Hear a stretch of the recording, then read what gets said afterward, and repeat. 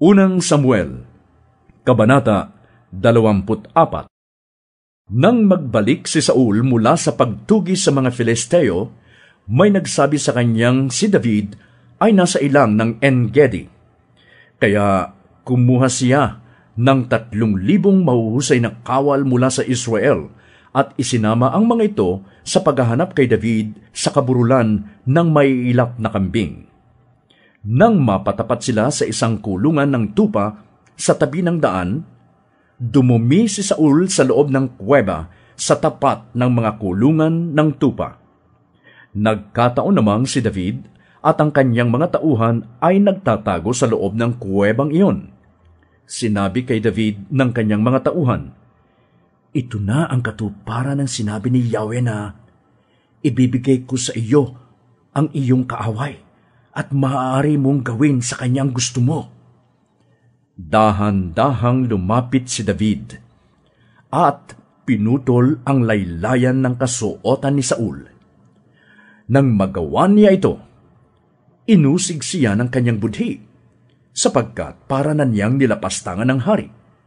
Sinabi niya sa kanyang mga tauhan, "Huwag nawang itulot ni Yahweh. Nagawang ko ng masama ang hari na kanyang hinirang." Pinakiusapan ni David ang kanyang mga kasama na huwag saktan si Saul. Tumayo na si Saul at umalis. Nang malayo-layo na si Saul, lumabas ng kuweba si David at sumigaw, "Mahal kong hari!" Nang lumingon si Saul, buong paggalang na yumukod si David. Sinabi niya, "Bakit po kayo naniniwala sa mga nagsasabi sa inyo na gusto ko kayong patayin? Mapapatunayan ko sa inyo na hindi totoo yon. Kanina sa yungib ay binigyan ako ni Yahweh ng pagkakataong mapatay kayo. Gusto na ng mga tauhan kong patayin kayo, ngunit hindi ko ginawa. Sinabi ko sa kanila na hindi ko maaaring pagbuhatan ng kamay ang aking hari, sapagkat siya ay pinili ni Yahweh. Narito ama ko, ang kapiraso ng laylayan ng inyong balabal. Kung ito'y naputol ko sa inyong kasuotan, magagawa ko ring patayin kayo noon kung gusto ko. Ito ang katunayan na hindi ko kayo gagawa ng masama, kahit pinagpipilitan ninyo kong patayin. Hatulan nawa tayong dalawa ni Yahweh. Siya na ang magpaparusa sa inyo, ngunit hindi ko kayo maaaring pagbuhatan ng kamay.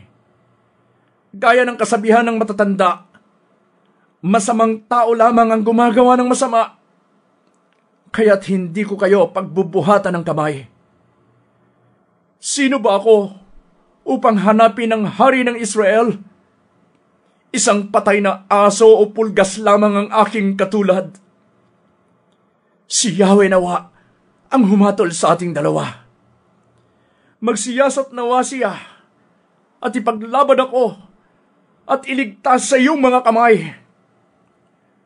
Pagkatapos magsalita ni David, sinabi ni Saul, "David, anak ko, ikaw nga ba yan?" At siya'y tumangis. Sinabi pa ni Saul, "Tama ka, David, at ako'y mali. Sinusuklian mo ng mabuti ang masamang ginagawa ko sa iyo. Ito'y pinatunayan mo ngayon. Hindi mo ako pinatay kahit inilagay na ako ni Yahweh sa iyong mga kamay. Bihira sa tao ang makakagawa ng ginawa mo. Ang pawalan pa ang kaaway na nasa ilalim na ng kanyang kapangyarihan. Pagpalain ka nawa ni Yahweh sa ginawa mong ito sa akin. Ngayon, alam kong ikaw ay magiging hari ng Israel, at sigurado akong magiging matatag ang kaharian sa ilalim ng iyong kapangyarihan. Ipangako mo sa pangalan ni Yahweh na hindi mo uubusin ang aking lahi at hindi mo buburahin sa daigdig ang pangalan ng aking angkan." Ipinangako naman ito ni David kay Saul. Pagkatapos nito'y umuwi na si Saul. Sila David naman ay nagbalik sa kanilang pinagtataguan.